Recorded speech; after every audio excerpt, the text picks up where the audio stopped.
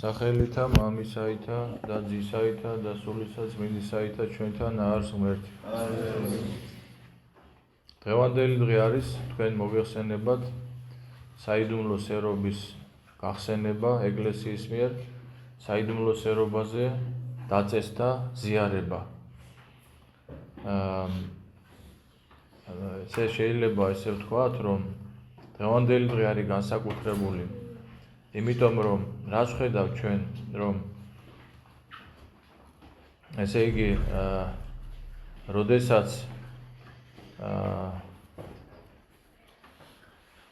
ინება ღმერთმა გამოხსნა კაცობრიობის და ეს ღმერთის განზრახვაში და ქვეყნის დასაბამიდან იყო, იმიტომ რომ ღმერთისთვის დრო არ არსებობს, ის ყოვლად მეცნიერი არის და მარადიულია და როდესაც ინება გამოხსნა კაცობრიობის ცოდვისა და ჯოჯოხეთის ტყვეობიდან, ესე განეგო ეს ყველაფერი, რომ ღმერთი განკაცდა, ხორცი შეისხა, სულისაგან წმინდისა და მარიამისაგან ქალწულისა და განკაცდა, მოვიდა ამ ქვეყნიერებაზე,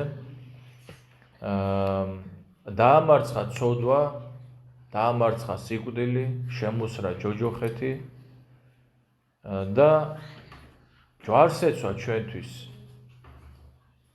ჩვენი საცხოვრებისათვის, მაგრამ საკმარისია ეს თხრობა, რომ ადამიანმა თავი დახარო და უფლის წინაშე სინანულით განლო შენი წუთი სოფელი, მაგრამ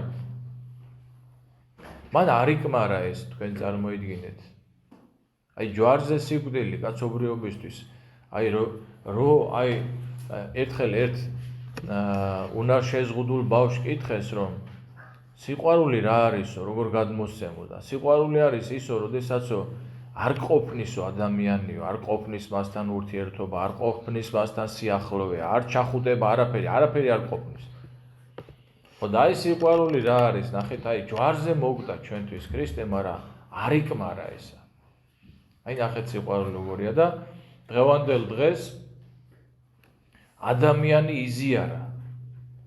იმ მღვდელმოქმედა, ამას ესე ვკითხულობ ჩვენ, ესე ეკლესია ესე გამოთქვამს, რომ ჩვენ ეხლა რასაც აღვასრულებთ, მღვდელმოქმედება არის, ხო? მღვდელმოქმედება არის, რომელიც მღვდელმოქმედების შემდგომ თქვენ ეზიარებთ ქრისტეს ხორცსა და სისხლს.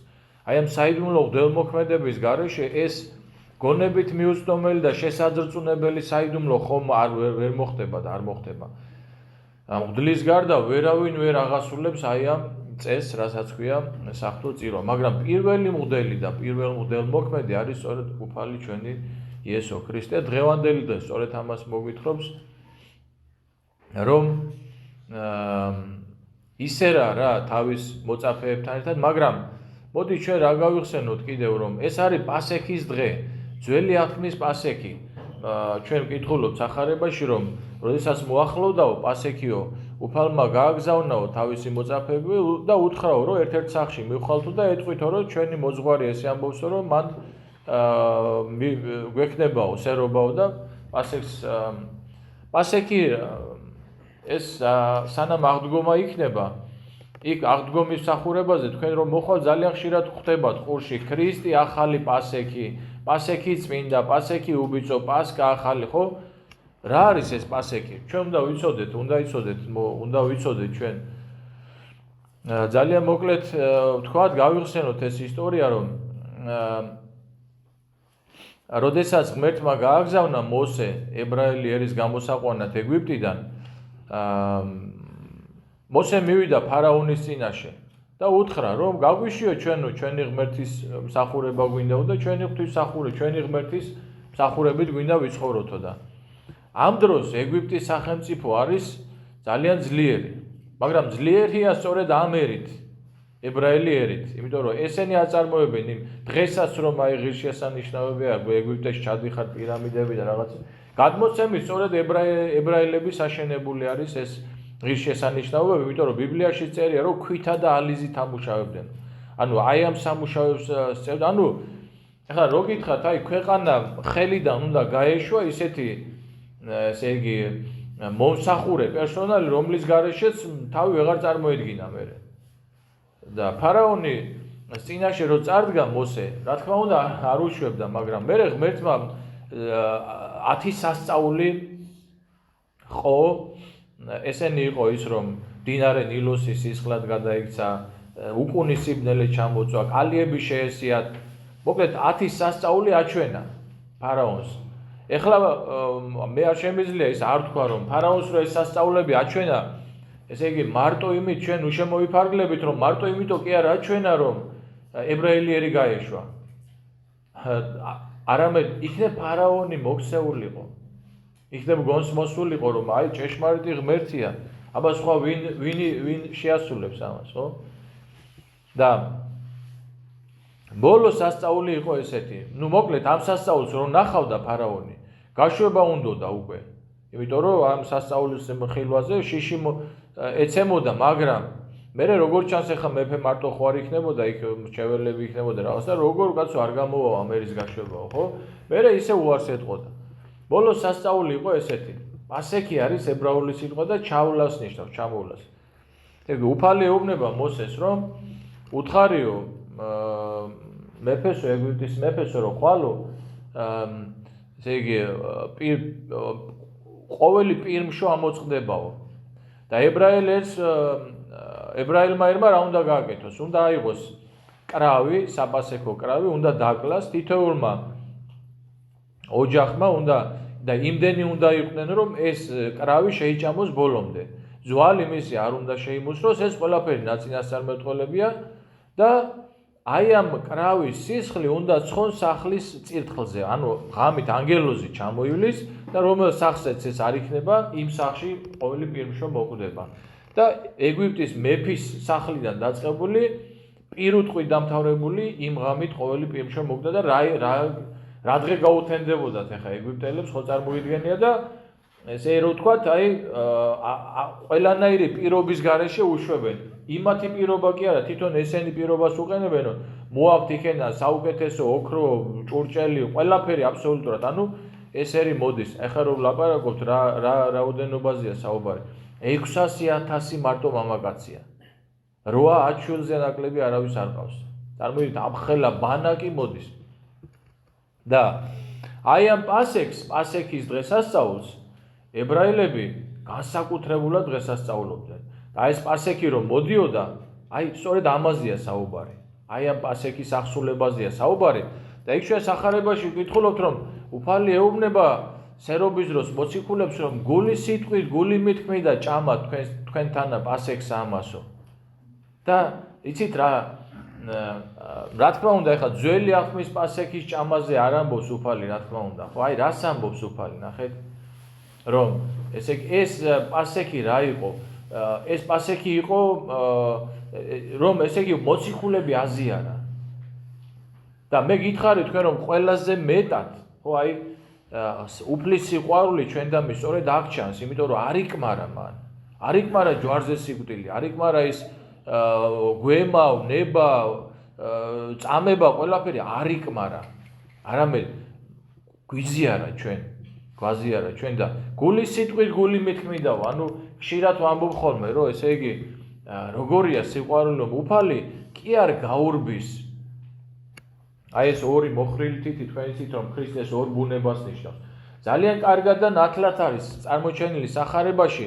ნახეთ თქვენ მოისმინეთ რომ როგორც ადამიანი მას ისე უჭირს, რომ მოციქულებს ეუბნება რომ ისე ვარ დამწუხრებულიო ვიდრე სიკვდილამდე. აი თუ ღმერთმა თქვენ ჯვარი დაგწეროთ, მაგრამ თუ რამე ცხოვრებაში წყენიათ ისეთი რომ აი სიკვდილამდე რომ წყენიათ, ხო და აი ესე არის უფალი. გესამანის ბაღში რომ გავიდა, რომ ილოცა ოფლი მისიო როგორც სისხლის ეს დიოდაო. აი როგორ უჭირდა როგორც ადამიანი, მაგრამ კი არ უკან კი არ იხევს. გული სიტყვით, გული მითქმიდაო, ანუ პირიქით როგორც ადამიანი ევედრება რომ ამაშორე ეს სასმისი. ჩაულებრიოთ როგორც ადამიანი, გესმით, მაგრამ ეუბნება რომ ჩემი ნება კი არ იყოს, არამედ შენი ნება იყოს. და ამით გვასწავლა ჩვენ უზენაესი ნებისადმი დამორჩილება ჩვენ ცხოვრებაში რაც არ უნდა იყოს და მართლა რომ სიკვდილამდე გვიჭირდა ეს და მართლა რომ ესეთ მდგომარეობაში ვიყოთ, აი მე მქონია შემთხვევა განსაცდელი ჟამს ამიხედია და მithქვია რომ ღმერთო შენ მომივლინე ესა იყოს ნება შენი და იმ წუთში მომეხსნა აბსოლუტურად ყველაფერი გულწრფელად გეუბნებით ამას გიყვებით და იყო ესეთ შემთხვევა და ჩვენც უნდა ვიცოდეთ და ჩვენც უნდა ვისწავლოთ და ვიზე ესე იგი ნახეთ ამის შესახებ წინასწარმეტყველება ყველაფერი ძალიან კარგად იცოდნენ ებრაელებმა ისინი ბავშვობიდან განსწავლულები იყვნენ წმინდა წერილში ეზეკიელი იერემია წინასწარმეტყველის სიტყვა მოვედი და შეურივნე ძელი პურსა და აღხოცოთ იგი ქვეყანით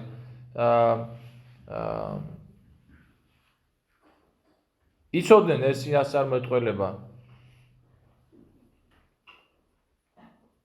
საოცარია ესე იგი ტროპარი რომელსაც ვკითხულობ ჩვენ ამხელა რაღაცა ხდება რომ შეძახებს საკითხები რომ განკრთი ქვეყანაო და განცვიფრდისაო რომ ცისდა ქვეყნის შემოქმედი იუდა 30 ვეცხრად გაყიდის თავისი ხელით შექმნული ადამიანი მისი ხელით ამ შემქმნელ ხელს ჯვარზე მიალურს მავს და განკრთი ქვეყანაო და განცვიფრდისაო რა თქმა უნდა თან ნახეთ როგორ მიდის პროცესი მიდის იუდა მივიდაო მღვდელმთავრებთან და ეზრახაო მათო რომ ესე იგი მე შემიძლიაო რომ გადმოგცემთო და მათ აღუთქვეს ვეცხლიო კი არ წერია რამდენი შეპირდნენო უთხრეს რომ მიდი ამას თუ შენ მოგვიგვარებ ჩვენ გადაგიხდით კი არ უთხრა ფასიც არ ითხოვა წარმოიდგინეთ ყველაფერს და მე ამ ტროპაში რას ვკითხულობ ნახე რომ არამედ რომელმა ყოველივე სიბრძნით განაგე კასტ მოყარე დიდება შენ და ესე იგი უფალმა ესე იგი ნახეთ როგორია სიბრძნე ხო ეს თვითონ განაგო ყველაფერი თქვენ გონიათ რა ეხა ჩვენ რო თქვათ ნახე რა მოუწყვეს და რა არა თვითონ განაგო ყველაფერი არა თვითონ ის კი არ განაგო რომ იუდას ეღალატა და ესე მოქცეოდნენ თვითონ განაგო კაცობრიობის ცხოვრება და იმათი ცხოვრება იმიტომ რომ იმათგან ძალიან ბევრმა შეიდანა იცით მოისმენთ იმ სახარებასაც უბრალოდ წავიკითხეთ უკვე რომ როდესაც ჯვარზე გააკრეს მაცხოვარი და მერე კრეცამელი განიპოვო მზედაბნელ და ეს ყველაფერი დაინახეს და იქ ვინც იყვნენ იცემდენო მკერდში ხელსო და იტყოდნენ ამბობდნენ რომ ჭეშმარიტ და ძეღმთისა იყო ესეო იმათგან ძალიან ბევრი სინანულში მოვიდა და ძალიან ბევრი ცხონდებოდა ლოგიკურია იმიტომ რომ ჯვარზე უფალი ვისთვის ლოცულობს ხო და ნებსით ქმნა უფალმა ეს ყველაფერი და ჩვენ ესე იგი დღეს ვინ შევიკრიბეთ ახლა დღეს აღვასრულეთ გავიხსენეთ როგორც ვამბობთ ამას რომ უბრალოდ პავლე მოციქული განგვიმარტავს ჩვენ დღევანდელ წერილში ამას კორინთელთა მიმართ სადაც ამბობს რომ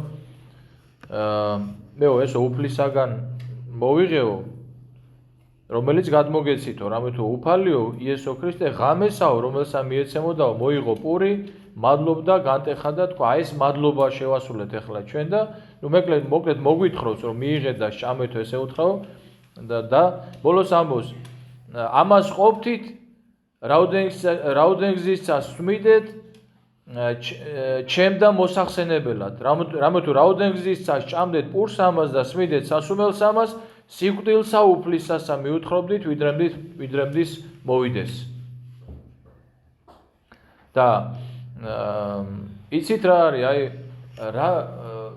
უგუნურების საზომი თუ გინდათ ნახოთ რა დონეზე ვარ ჩვენ ახლა ადამიანები უგუნურებაში რომ გახედეთ ახლა უბრალოდ ჩამოიარეთ თუ ვინმე რომ დაინტერესდეს მაგალითად ჩვენ რაზე ვლაპარაკობთ ჩვენ ვლაპარაკობთ იმაზე რომ ჩვენმა ღმერთმა ესე გვითხრა მიიღეთ ჩემი ხორცი სვით ჩემი სისხლი და გადარჩით და უყურეთ ვიღაცა ჩვენ ახლა ეროვნული დღესასწაულები ძალიან კარგად ვიცით და კარგიც არის ჩვენ წინაპრებს პირიქით მეცაც ვიტყვი უფრო მეტი პატივი უნდა მივაგოთ მათ სამამულო ომში დაღუპულებს, აფხაზეთის ომში დაღუპულებს, უფრო მეტი პატივი უნდა მივაგოთ, მაგრამ მე რას ვამბობ, რომ არის რაღაცა დღეები, როცა ჩვენ მათ მთელი ერი იხსენებს და მივდივარ და მათ საფლავებს შევამკობთ, მაგრამ რაზე ვლაპარაკობ, წარმოიდგინეთ, რომ ღმერთმა გვითხრა, რომ მიიღეთ და სჭამეთ და სვით ამისგან ყოველთა და ამ დღეს ნახე რა მცირე კრებული იხსენებს.